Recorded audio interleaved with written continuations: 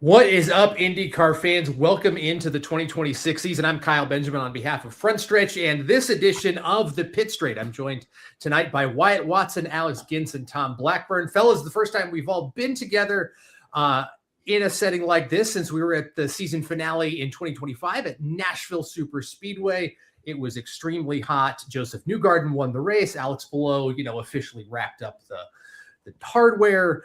And a lot has happened since then, in this very, very short 6-month offseason, but we are just a few weeks away from the festivities in St. Petersburg.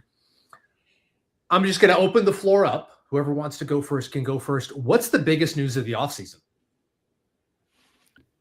Who's going to go for it? No, don't all speak up at once. Yeah, I'm in charge. I'll do this. Kyle, this news that Prema is not going to make the season opener in St. Pete after all the speculation, after the horrible financial situation we knew they were in toward the end of 2025, going back and forth, this ownership group has left. The team legacy has kind of departed from its identity. Are they going to pull it together? Are they not? To go from winning the Indy 500 pole position in 2025 to not making the first race of 2026 is not something I had on the offseason bingo card for them. No, that's definitely something we would have expected 10, 15 years ago. That harkens back to the dark days of the Champ Car IRL split where teams would come and go. Referenced yesterday on social media that Cedric the Entertainer, way back in 2005, was part owner of a Champ Car team that then didn't exist 3 races later. So it's got those vibes for sure. Yeah. I think. Go ahead, Wyatt. I think the biggest to challenge the premise story, I think it's Will Power in Andretti. The first time he's been with a new team since 2009, with his 17 years at Team Penske.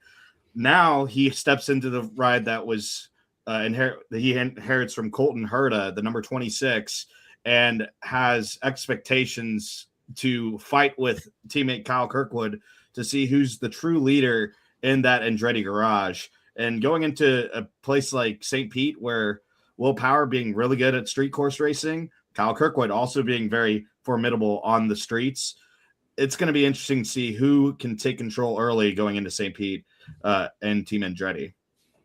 And to that end, Andretti has gone through a lot of changes over the last couple of years. The ownership change, Michael departing from ownership, Colton heading off to Europe. Will be interesting to see whether or not Andretti can find any sort of consistency and rhythm. I mean, you could go to Vegas with the odds that they are going to have an issue on pit road without fail in any race. They're going to step on a rake when it comes to pitting the car at the right time, executing those pit stops, having a guy like Will Power, a senior leader, a champion, in that team, in those engineering meetings. Is he going to elevate, the organization? I think that's the hope. I think that's Will's hope. He knows he's going to a place that has fast cars, and he thinks he can still compete. So then the question becomes, as we're making our season predictions, who has a better year? Will Power in IndyCar or Colton Herta in F2? I'm saying Will Power because he is crazy, right? Like, this guy has this personality, and it has been bottled up by Team Penske's Penske Perfect, like, philosophy and personality control that they've had in their team for years, right? Like, they're known for it. Now this Will Power, who's a 2-time champion, 1-time Indy 500, now he's like unleashed. And I don't want to say he's angry, but he's probably going to approach the season that way because Wyatt and I were walking in the garage in the paddock, and we talked to Power, and we're like, hey, do you think you got an idea of where you're going to end up next year? And you could just tell that there was like a frustration there that he did not get a return opportunity that he liked with Penske, and he deserved it too, right? Like, he was the best championship runner, and he won the title 2 years ago. So he's hungry and angry, and I think I'm going to go ahead and say he's probably going to win every street course. If the damper program with Andretti is still good this year, I think he's going to be in the running for all of those. He's 16-1 on Vegas, by the way, for this weekend. Those are pretty good odds. Yeah. That's great odds. And considering how fast his teammate Kyle Kirkwood has been at St. Petersburg, even after finding the tire barriers a number of times, I wouldn't be shocked come Sunday afternoon if you had 2 Andretti cars on the podium. Mm-hmm. Not at all. I think, again, with Will Power getting this step up and getting I'm going to call it being unleashed. We're going to see Will Power with a lot of speed with the 20. And remember, the same car almost, if it wasn't for the pit road issues, Colton Herta looked like he was going to win this race, no problem. Mm-hmm. And by the end of it, with the caution to start, Alex Palou gets a good pit strategy. He's going to the inevitable, right? But it wasn't looking like that halfway through that race with Colton Herta and how fast the 26 car was. And Will Power stepping right into that seat in the best possible way to start 2026. Well, cars are on track tomorrow, so we will get a taste of how that goes. Of note, kind of tangential to IndyCar, James Hinchcliffe running in the Craftsman Truck Series race on the streets of St. Petersburg. You want a little crossover NASCAR IndyCar action. That's a good one. I think that's James's, as far as I know, his first NASCAR start, if you don't count the IMSA stuff. Mm-hmm. I think, it'll be interesting to see how he does there. Trucks on the street course at St. Pete is going to be appointment television just for the chaos. Yeah. And Dario too. Dario's going to be in the race too. So we've got a couple of guys who, have run there before and done really well. And so now street course racing is not something inherently done a lot in NASCAR, Chicago being the outlier, obviously. So I'm curious to how much their experience will end up playing a part in them being able to excel on this. And it'll at least give you a reason to watch both races, right? Because you're going to have some former IndyCar guys in the race. So that's going to be pretty cool. You also have famous IndyCar driver and NASCAR Truck Series winner Colin Braun taking the Colleague. Oh, that's right. The Colleague a free agency truck too. So that's going to be interesting. I'm curious. Do they have troubles with the Goodyear rubber and the Firestone rubber? Like, do you think that's going to end up being a problem? Does that end up being a problem when they do stuff like at IMS a few years ago where they had both tire compounds? Does that end up a problem? It has been an issue in the past. I know there were challenges when Stadium Super Trucks was a companion to IndyCar on the street courses. Depending on how the sessions fell, you usually see a couple of laps of the IndyCar guys struggling on the I think they were Cooper tires, BF Goodrich, that rubber that was laid down. There's generally a pretty good compatibility between the Road to Indy tires and the Firestones. Those two organizations work really closely together to make sure it works. But you'll see some, and I think the Goodyear Firestone overlap will be a storyline, sure, to keep tabs on. Speaking of the Firestone tires, news came out the other day that the green sidewalled eco-friendly tires are no more. What does that mean, for the primary alternate? Basically you got to throw your engineering book out on this. You've got a brand new tire compound to work with starting tomorrow. That's a late wrench in the works for a lot of teams, I'm sure. Good.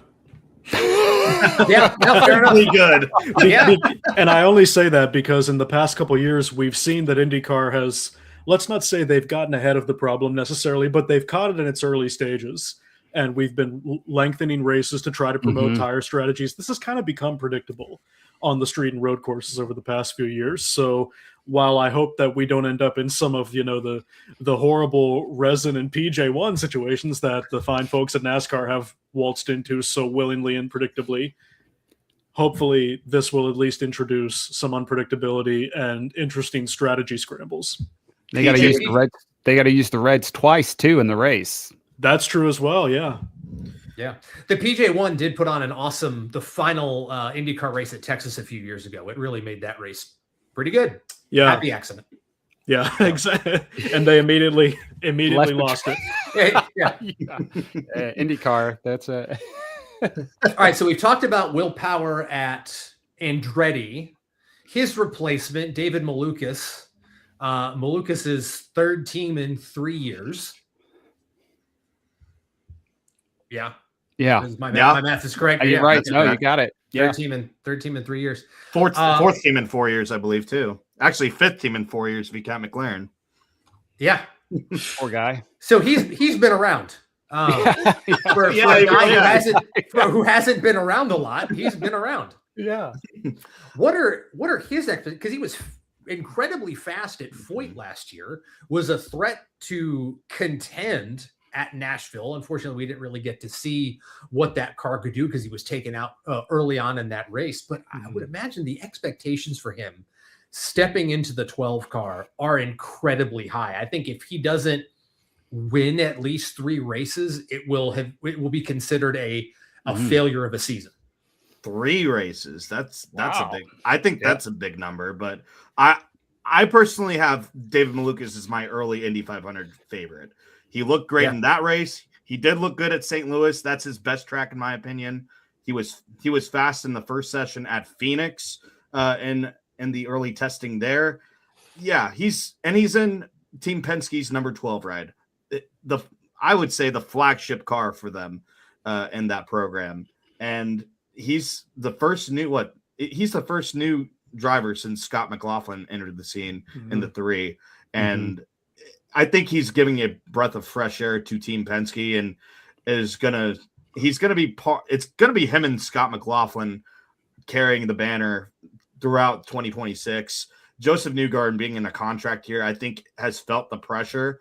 And the Nashville one kind of was a footnote compared to really the statement of a terrible season he had last year, barring even the controversy at the Indy 500 they went through. Tim Cindric being with Scott McLaughlin will be great, but I think David Malukas, no doubt, Indy 500 and all the ovals, you got to look at that 12 car as a favorite at all those racetracks. For sure. If he dials in his racecraft a little bit more, and I'm sure, again, being in engineering meetings with, all due respect to Santino Ferrucci is not Joseph Newgarden. He's Santino Ferrucci. He's Santino Ferrucci. Exciting to watch, but there's a reason he's not in the 12 car. Yeah. And so I think too that the key there will be, does Penske, have they figured out and ironed out all their problems that they had last year? Because as a team as a whole, up until Portland last year, they only had like 3 or 4 podium finishes across the board. So while the 12 team, I like the idea that it's the flagship car, does the team itself all come together and start getting results, which I think will end up feeding into Malukas and helping him, because while he has had flashes, he's kind of not been up front. He didn't run as well as like Joseph Newgarden did with Ed Carpenter Racing before he came over. And he, out of the guy he replaced, Will Power had won, I think, 2 or 3 Champ Car races right before he got picked up by Penske. So this is a guy who hasn't won any race. But now I kind of think about Alex Palou. He didn't have any wins either after 1 year, and look what happened for Ganassi with him. So we'll see if the whole team comes together to really kind of float that whole ship up. Yeah, and Penske has a lot to overcome. I mean, they're just beset by drama for the last couple of years. Whatever personnel issues they had, following the 500 cheating scandal, the rumored fallout between Scotty Mack and Newgarden. And you could see it with Newgarden last year. His general demeanor and attitude was one of almost borderlining on disinterest. I think he was very frustrated by how that car performed, but it almost seemed like he didn't want to be there. So have skulls been cracked and heads knocked together, and are they going to return to their winning ways? I'm going to we'll knock our expectations a bit and say that I trust Malukas to win Gateway and to be a position 5 to 12 driver the rest of the season. To your point, Kyle, about his racecraft, I love David. He's clearly a good a talent, and he's had a very, very up and down career to this point. And I want the best for him in this opportunity he's got in what I would agree is the flagship Penske car. I mean, when I think Team Penske, nothing against Joseph Newgarden and Scott McLaughlin, but when I think of Team Penske, I think of the number 12 Verizon and Australia, right? And so I trust Malukas to be a force at the ovals where we've known him to be, particularly the short ovals like Gateway and Milwaukee, where the Penske cars have also historically been strong. But I don't think David Malukas comes into the number 12 car and has a career year that we're all going to remember for decades to come. That just doesn't seem to be the state of the sport to me. No, it'd be great for the series if he did. He's a fantastic personality. He's great, in the media and outreaching, and could do a lot to grow the series. Okay, so we've hit on those two big changes.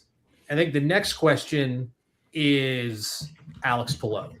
Hands down the most dominant open wheel driver in North America. We'll leave F1 off in its own, bucket for the time being. Can anybody stop the 10 car other than the 10 team? I don't think so, man. I mean, it's the perfect tens. Wyatt, what was his number? What was his betting line number on the year? Do you know? I think last I looked at it, it was a negative. Right? It was minus 180 last time I 180. So you had to bet more than what you were going to end up winning. So that is unheard of as far as just championship contenders. And he has won it by domination, by just winning it by the skin of his teeth, and by just being consistent enough. And it just comes down to who is going to be consistent and finally start hitting.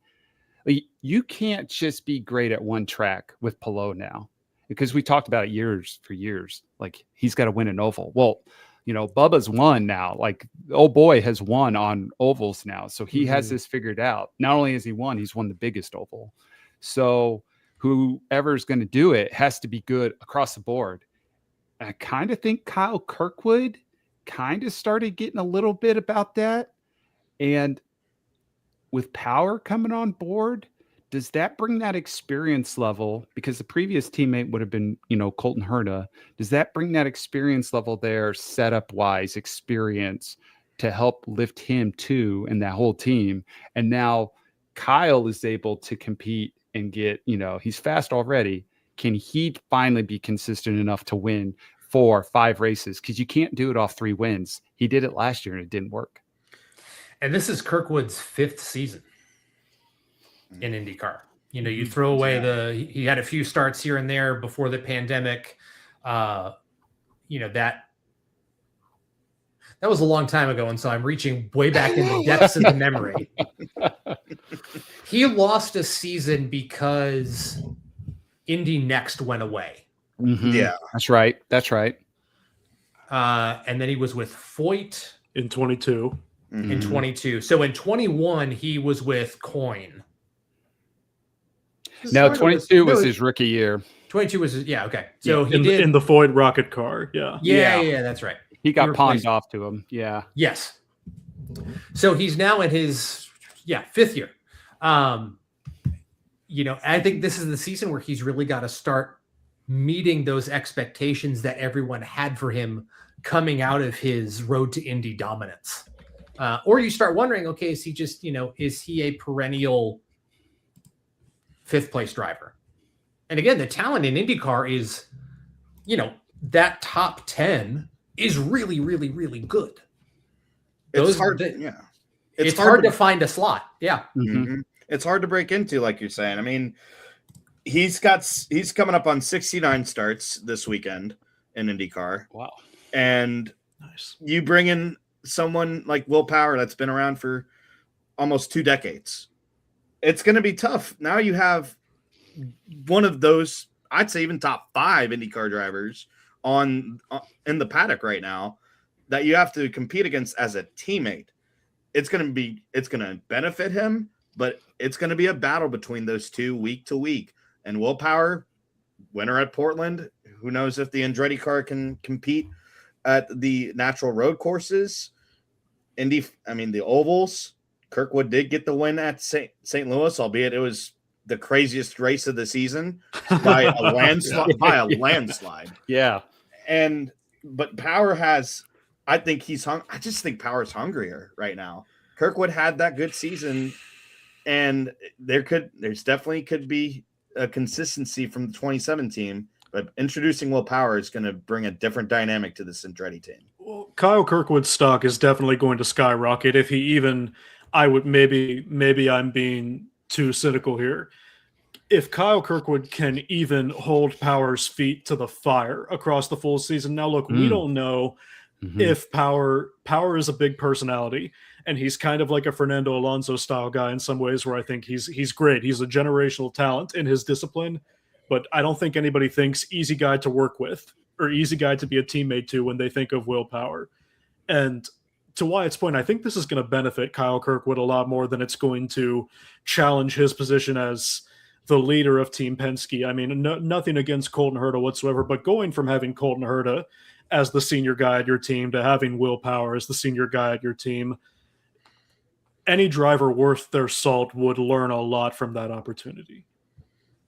Absolutely.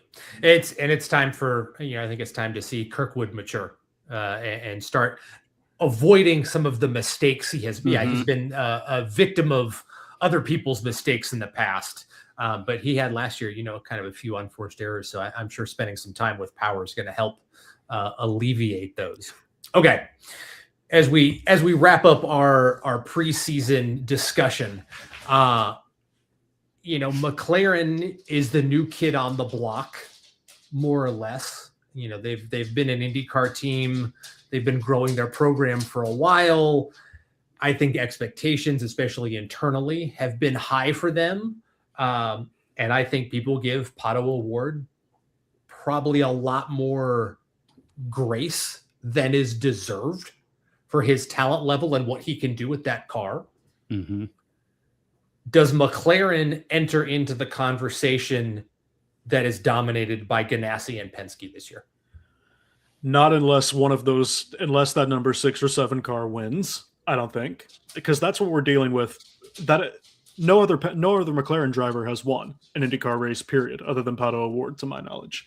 And, even if Pato wins the 500, which you can always assume he'll be in the conversation, that would be great. But Christian Lundgaard needs to deliver. He's a winner, just not in a McLaren car, and he needs to make the most of the machinery he's in. And Nolan Siegel, I think this year is kind of driving for his seat, maybe his career. I think right now, with Théo Pourchaire being signed as a Mercedes development driver, reserve driver, one of those two, I think Tony Kanaan might be punching the air a little bit about how hard he lobbied for Siegel and how little return there's been. So even if Pato gets that feel-good win at Indy and wins at Mid-Ohio or wins at Road America or Iowa, I don't think this is the year that we're talking about McLaren as like one of the big three. I am kind of curious too, because they were the best Chevy team last year. They had 2 cars in the top 5, and Penske, which has been the top Chevy team, topped off at 9th. So they were able to fly under the radar as far as, hey, we're beating Penske this year. Now they're going into the season with that target on their back. And Penske's more than likely saying, we're not going to be beat by these guys. We're going to be the top Chevy team again. So not only do they have to try and compete and beat Palou, just like everybody else, which they haven't proven they can do, now they have to try and keep Penske behind them, who's probably going to want to be like, we're not repeating 2025 again. So that's a huge amount of pressure, I think, that's going to be on them, and we'll see how that plays out.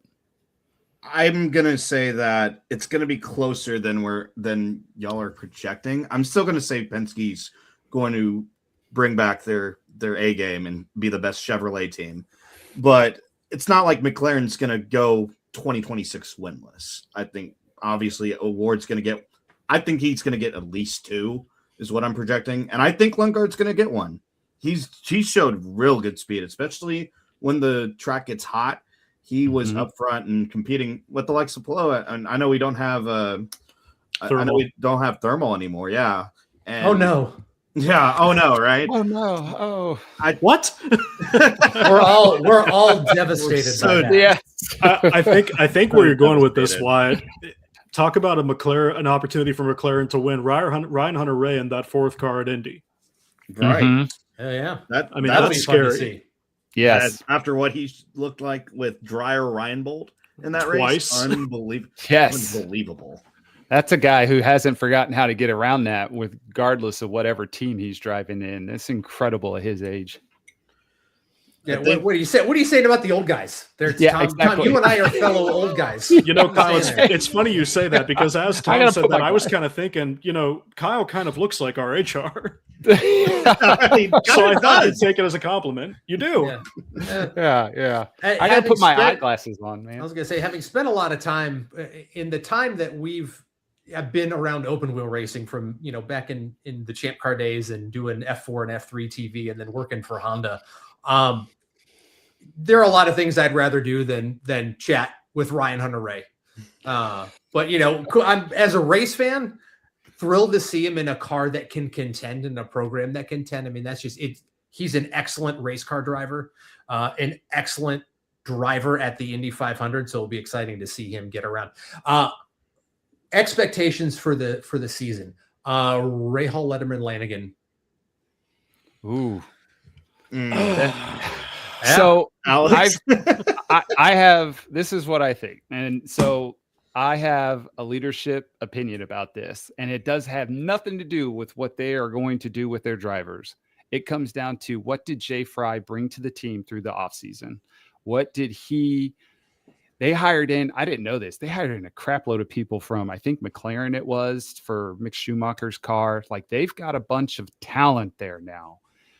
So he has, the offseason, he's put this together.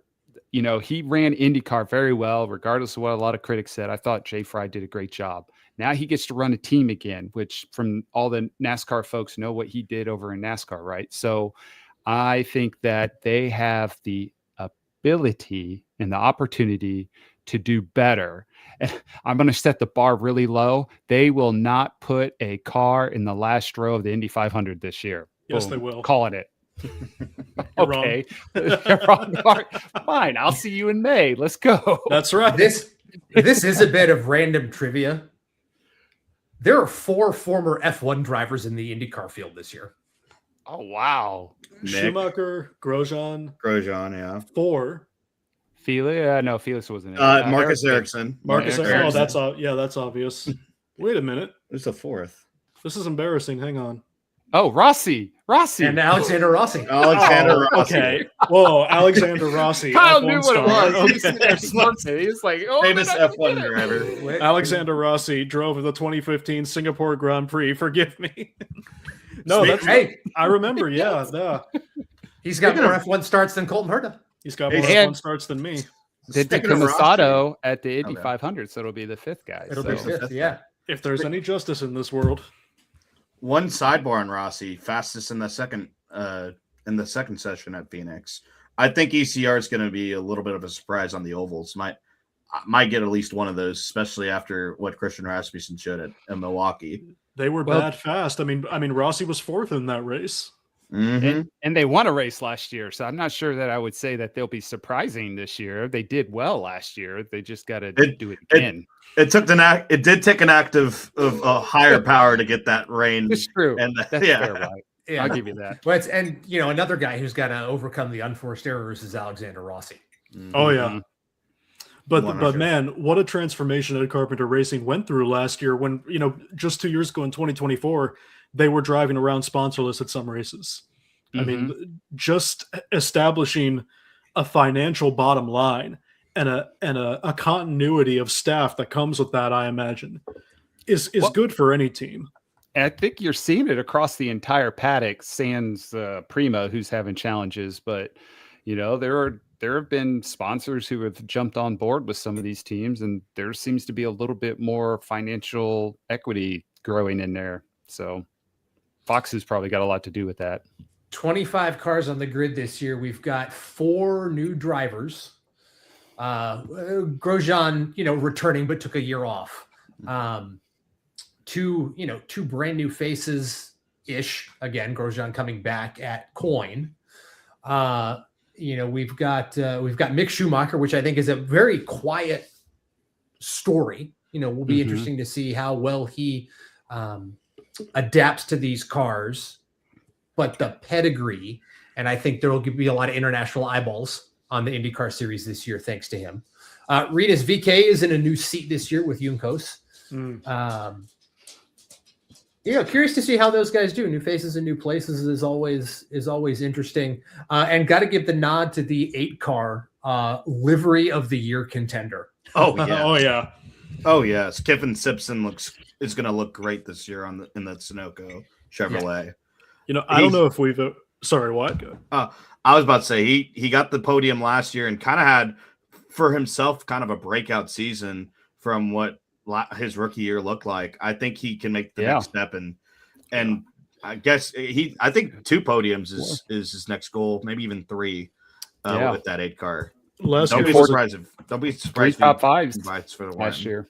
Yeah, last year was a good step for him against those pay driver allegations, for sure. Have we ever had the Norwegian flag on the grid? I mean, Dennis Hauger's got a lot to live up to after how he ran in Next. Yeah, he has a lot to live up by. I mean, he's the Norwegian Nightmare, his nickname, by the way, from last year's Indy Next domination. And with Coin, after what Rinus VeeKay showed, and now being partnered with Andretti, I'm very curious to see how, both the Dale Corn Racing cars are going to look this year with that partnership. If that's going to bring them to the next step and competing for top 10s even more regularly than we saw last year. And he's changing the approach this year because they have had to rely on funded drivers to come in that car recently. And Coin goes through this cycle where sometimes he has to get that funding. Other times he's going to pay to have a talent in there, so it's kind of gone back and forth. And because of his results last year, they've obviously put some guys in there that are going to be better. And Grosjean being, what is he going to be able to do what he did his very first year there, where he was the big talking point during that COVID season, right? Where he was, what did he do? Finished second at the IMS GP to VeeKay, I think. And it was just like mind boggling, right? And then at Gateway later that year, he was passing everybody on the outside and was like, what are you doing? But he made it work. So crazy podium at Laguna. Oh yeah. And so tag those guys with Hauger coming in and a young talent. Like, this is a guy who deserves to be on the grid, right? And it's not just necessarily bringing money. That's going to be a fascinating watch, especially with, as Wyatt said, that alliance with Andretti. I think Marcus Ericsson's keeping that seat warm for Hauger. I'm calling that right now. Ericsson's tenure in IndyCar has been nothing but disappointing and mediocre. Hauger is the first Norwegian driver to compete in IndyCar since Jill Anderson ran the Indy 500 from 1911 to 1960. Oh, gosh. Wow. 1911 to 1960? It has been 110 years since 16. A Norwegian driver has been on an IndyCar grid. Kyle, you're the one that's going to have that up until May, and then somebody's going to say like they came up with that stat. Yeah, we're all going to look at you and be like, "Nope, Kyle had that back." And I can guarantee you which outlet it's going to be. I saw Kyle's arms go up to the keyboard, and I was like, "Oh, what's he doing? What's he looking at?" Yeah, I know the desk setup's not conducive for being stealthy. Okay. So as we wind, we're going to take the white flag here on our first edition of the Pit Straight for 2026. Quickly around the horn, I want podium prediction for Sunday and then early championship guess. And we'll write it down and we'll revisit in September and see who was right. We'll revisit the prediction for the weekend, next week and harass each other over that. Podium is Palou, Dixon, Power. Early championship prediction is Palou. I'm going to go Kirkwood because street course, Palou, and Power for third. And I'm going to say Power wins the title. Wow. I'm going to go Power, Dixon, and Pillow. I'm going to keep it simple, guys. It's going to be Alex Pillow getting a 5th title. I was the only one to go off beat. Okay, fine. McLaughlin to win. I like that. I think Power and Award on the podium. Ooh. And I think Dixon gets his 7th this year. Oh, wow. Ooh, I love And then rides off into the sunset. Oh, that'd be great. See, you're not the only one, Tom. Yeah, There's yeah, one more in the that's field. true. Yeah, you're normal now. You've been outdone. That is going to be interesting. Yeah. I like that. Dixon, man, 7. That's fantastic. It'd be something to see. A couple other news pieces to kind of mention to our the folks sticking around to watch with us. Honda and Chevy extended their agreement with IndyCar. Interesting to see that happen after HRC's noise for the last few years that they were departing the series, which was bluster and nothing more. They were never headed to NASCAR. None of that was just, again, folks over at HRC making a stink about stuff. Shame to see that kind of happen and this develop the way they did. But Honda and Chevy locked in for a while. They'll develop a new engine package to go along with the new car that we should see maybe in 2028. Maybe. We'll see. IndyCar time. We love them, but we know IndyCar time is its own thing. And Honda underwent a bit of a rebrand in the offseason. The H that has been the H for decades is no more on their race cars. Oh, I don't know how to True. feel about that. I don't know. I missed that.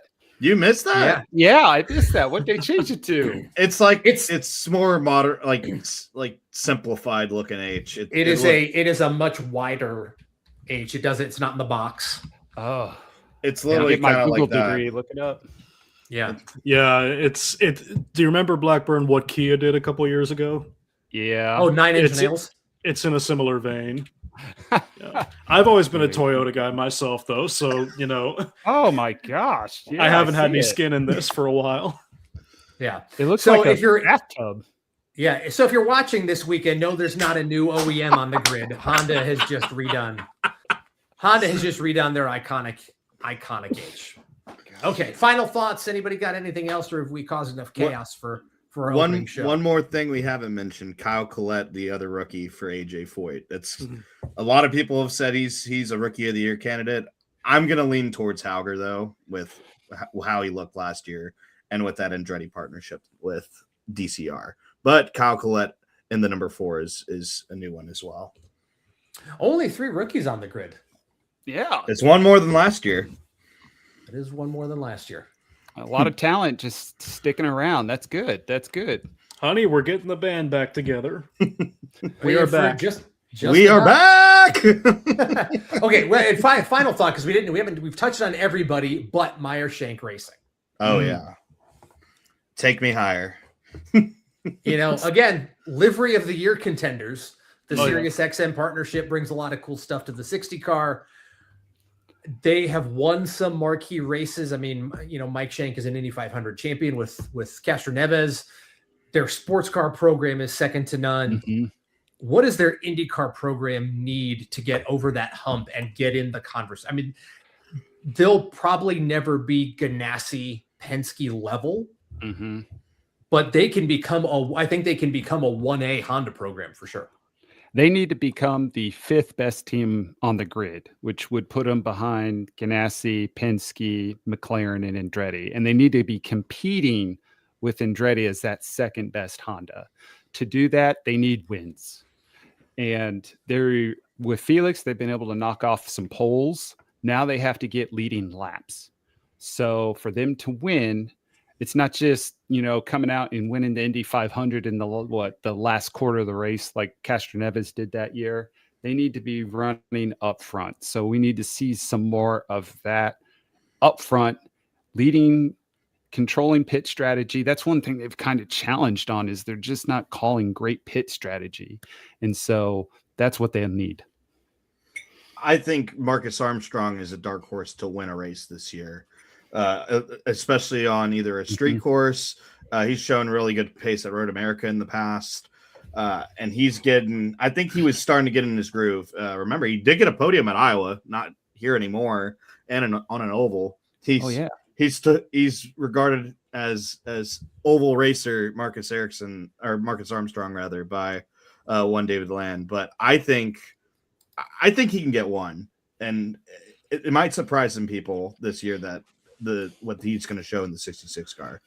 I don't think that MSR wins this year. I just don't. I'm from Ohio. I want the team based out of Columbus to do well, but I would be more encouraged if we get to September 15th, 17th, whenever the season, the day after the Laguna, and we say, hey, MSR brought home like 4 podiums. They led 20 or more laps in 5 races, maybe.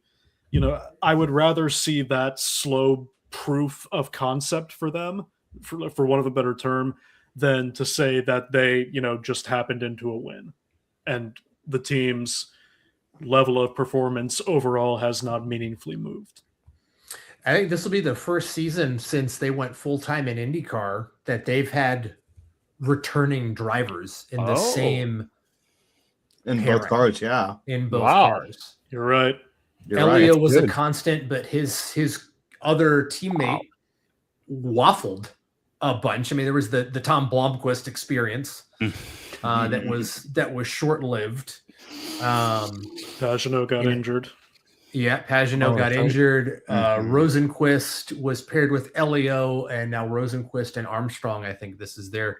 At least they've had 1 year together, and so this will be 2 years. So hopefully that rising tide again. And it'll be curious to see if Mike Shank ever decides to step down from the pit box. I know he calls strategy there and on the IMSA side. It makes you wonder if you bring in a IndyCar specific engineer to do your strategy, does it help? But I know, Mike's heart is with IndyCar. He got his start in IndyCar. He's built his program with the goal of running in IndyCar. I think you'd probably have to pry him off the timing stand to make it happen. But something to keep an eye on is how that team performs. But we have yammered for quite a bit. We've covered a lot of bases. We've hit all 4 corners of the car. We're not behind on our steering by any stretch.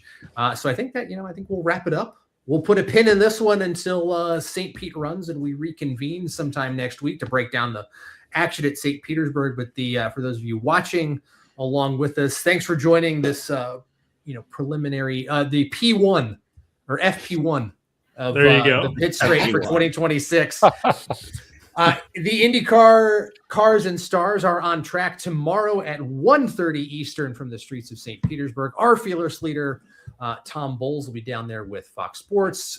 Chris DeHardy, who couldn't be with us tonight because he is traveling, will be covering all the action from St. Petersburg on site for Frontstretch.com. So if you want any news, reports, all that good stuff, check us out on the web, Frontstretch.com, and of course, all over our social media and YouTube account. Fellas, it was fun. I appreciate it. Good to see y'all. Yeah. See you too. See ya. We will talk again next week. Folks, thanks for tuning in, and we'll see you next time.